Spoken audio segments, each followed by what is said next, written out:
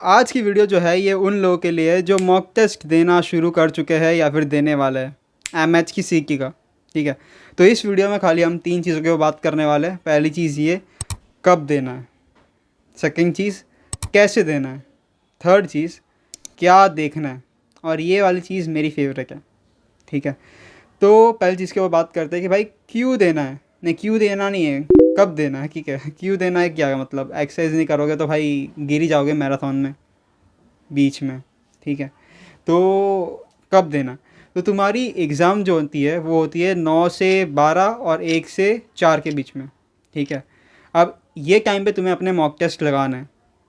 अब कैसे लगाना है, कब लगाना है, मतलब हमें तो पता नहीं ना कि हमारी एग्ज़ाम कब होने वाली है, सुबह होने वाली है, शाम को होने वाली है। तो तुम्हें एक काम करना है कि तुम्हारे पास जितने भी मॉक टेस्ट है, जैसे तुम्हारे पास 14 मॉक टेस्ट है, तुम्हें क्या करना है उसको डिवाइड करना है। 7 सुबह दो, 7 शाम को दो।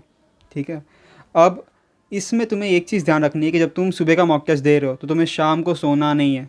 तुम्हें शाम को पढ़ना है, कुछ ना कुछ सॉल्व करना है, कुछ ना कुछ करना है, ताकि तुम्हें है ना एग्ज़ाम टाइम पे वैसी नींद ना आए।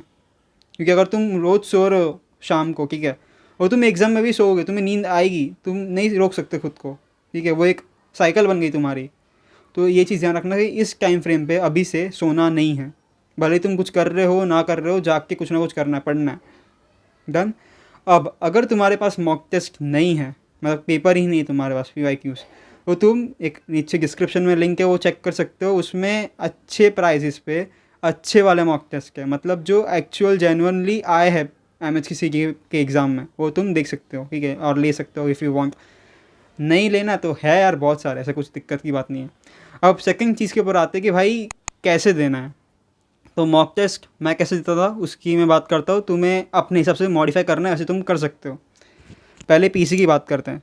पीसी के अंदर तुम्हें पहले 20 मिनट या 25 मिनट डिवोट करना है केमिस्ट्री के थियोरी को। जितनी थियोरी आ रही है सब कुछ ख़त्म करना है 20 से 25 मिनट के अंदर, फटाफट फटाफट। ठीक है, एक भी न्यूमेरिकल को हाथ नहीं लगाना इस टाइम पे। डन। फिर 40 से 45 मिनट्स या 15 मिनट्स तुम्हें देने फिजिक्स के इजी और मीडियम न्यूमेरिकल्स को। जैसे तुम्हें उसके फार्मूला आते हैं, तुमने देखे हुए ऐसे न्यूमेरिकल्स, तुमने किए हुए ऐसे पहले वाले न्यूमेरिकल्स, ख़त्म करना है उसको फटाफट फटाफट। जो न्यूमेरिकल्स को तुमने नहीं देखा है या फिर तुम्हें नहीं आता, उसको हाथ नहीं लगाना है, भगाना है, आगे भागो भागो। ठीक है, आते हैं देखे हुए करो, ख़त्म करो 45 टू 15 मिनट्स। ठीक है, अब तुम्हारे पास आखिरी में बचे हैं 20 टू 15 मिनट्स। ठीक है, अब इस टाइम फ्रेम पे तुम्हें आप स्विच करना है केमिस्ट्री पे। केमिस्ट्री के न्यूमेरिकल्स निपटाने फटाफट फटाफट। फिर तुम्हें जो नहीं आ रहा है अभी, ठीक है, मतलब फिजिक्स पे आना है, एक बार रीड कर लेना है जो भी तुम्हें न्यूमेरिकल्स नहीं आया। अगर हो रहा है, टाइम बचा है, कर लो उसके न्यूमेरिकल्स को। बस आखिरी 5 मिनट में सारे के सारे तुक्के मार देना है। एक पर्टिकुलर तुक्का तुम फिक्स करके रखोगे, भाई B मारना है, C मारना है, तुक्का मार दो। डन। अब जब तुम ये मेरा एक्चुअल टाइम फ्रेम था जो मैंने हर बार यूज़ किया था अपने मॉक टेस्ट में भी और अपने एक्चुअल एग्ज़ाम में भी। ठीक है, अब मैथ्स का भी तुम्हें बता दूँ मैंने क्या किया था। मैथ्स के अंदर तुम्हारे पास 90 मिनट का 50 सवाल है। तुम्हें क्या करना है, 50 मिनट में तुम्हें कोशिश करनी है कि तुम हर एक क्वेश्चन पे जाओ और तुम्हें जो ईजी वाले और जो तुम्हें लग रहा है मीडियम लेवल वाले है उसको निपटा दो पहले फटाफट फटाफट। ठीक है, फिर उसके बाद जो 40 मिनट्स है उसमें जो तुम्हें लग रहा है थोड़ा ट्रिकी वाला है, थोड़ा लेंदी है, उसको निपटाओ। ठीक है, तो ये मेरा था मैथ्स के लिए। डन। अब आखिरी 5 मिनट में मैथ्स में भी तुक्के मार देना है, ये चीज़ ध्यान रखना।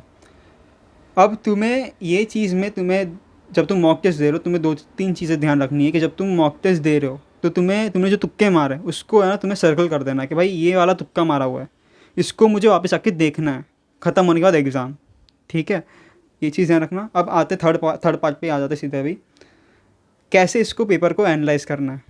ठीक है, सबसे पहली चीज़ तुम्हें ये एनालाइज करनी है कि भाई ऐसे कौन से थियोरी वाले क्वेश्चन थे जो मुझे अगर पता होता तो मैं कर लेता या कर लेती।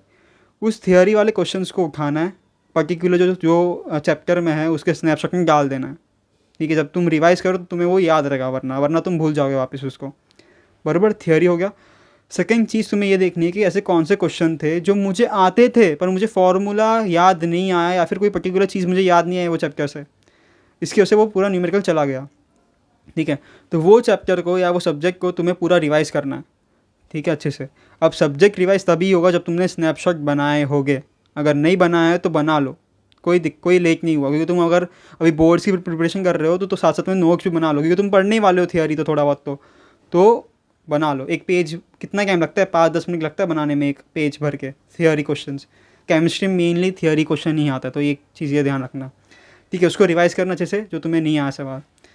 थर्ड पॉइंट ये कि भाई ऐसे कौन से सवाल थे जो एक्चुअली ईजी थे, मतलब कुछ था नहीं उसमें पर मुझे लगा कि भाई काफ़ी टफ था वो, तो उसको एक बार वापस रीसॉल्व करना है कि भाई हाँ ये चीज़ ऐसे हो सकती थी आराम से, उसको एक बार देख लेना।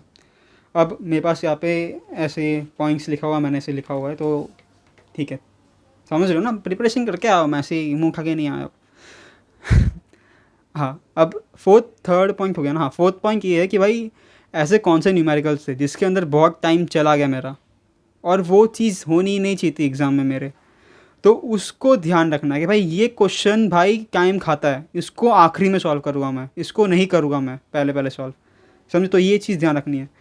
अगर ऐसा है कि कोई क्वेश्चन बहुत ही ज़्यादा लंबा है तो उसे कोई ना कोई शॉर्टकट अवेलेबल होगा, उसको सर्च करना है यूट्यूब पे और उसको ख़त्म करना है, अच्छे से याद रखना, मैं ख़त्म नहीं करना है, उसको याद रखना। डन, मुझे यहाँ तक लग रहा है मैंने बता दिया, हाँ सारी चीज़ बता दिए।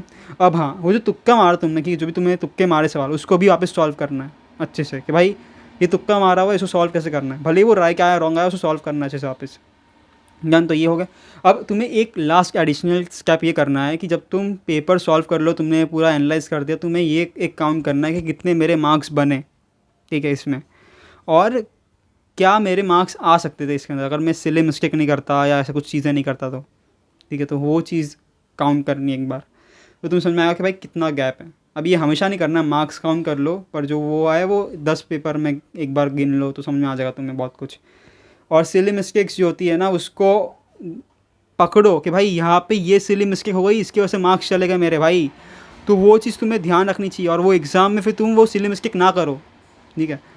और एक एडिशनल टिप मेरे तरफ से तुम्हें ये कि भाई कई बार न्यूमेरिकल्स में हम फास्ट करने के चक्कर में कई सारे स्टेप्स हम खा जाते हैं या फिर प्रॉपरली सॉल्व नहीं करते, उसमें कई सारी मिस्टेक हो जाती है, तो आराम से सॉल्व करो और प्रॉपरली सॉल्व करो, ठीक है।